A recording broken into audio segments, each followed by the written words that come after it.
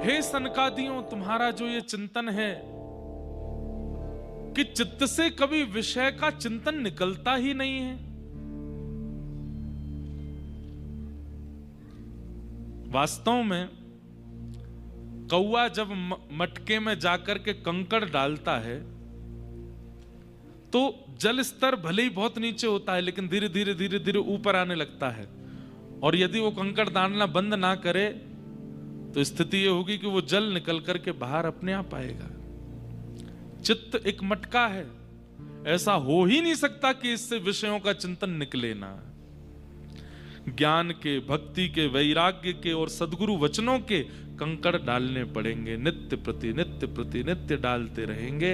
एक दिन ऐसा होगा कि विषय चिंतन, थोड़ा समय तो दीजिए। एक तो आजकल एक नया हो गया है, अब दीक्षा लेते हैं, युवा बालक लेते हैं, आते हैं, वो 2 महीना बाद कभी मिलेंगे। अब 2 महीना तो मैं दीक्षा देते हुए अभी मिलने 10-15 दिन में ही मिल जाते हैं।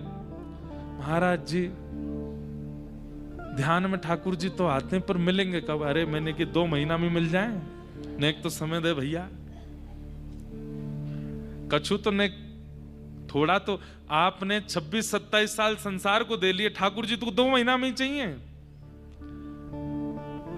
आप किस समय गुरु आश्रित लेते हैं अपनी आयु गिनिएगा, और उतनी आयु तो भूल जाइए, केवल भजन करिए।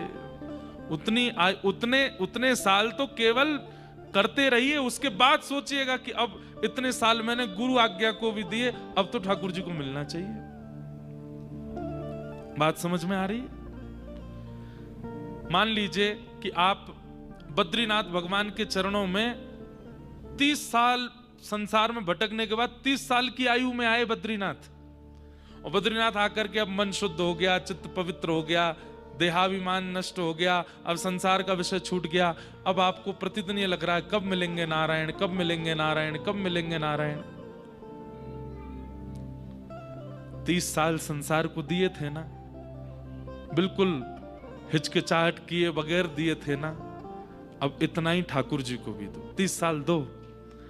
मेरा कहने का मतलब ये नहीं कि 30 साल में ही मिलेंगे, पर आपको मन में यही रखना चाहिए कि 30 साल तो देने ही देने हैं। बराबरी जब हो जाएगी संसार की और भजन की, तब पूछेंगे ठाकुर जी अब कब मिलोगे, अब मिलोगे। अब तो आपको भी दिया ना समय, 30 साल नहीं लगेंगे, मिल तो ठाकुर जी संसार की तरह थोड़े हैं, ठाकुर जी जल्दी प्राप्त हो जाते हैं। लेकिन थोड़ा समय तो दीजिए अपने आप को, चिंतन के लिए, ध्यान के लिए, ज्ञान के लिए।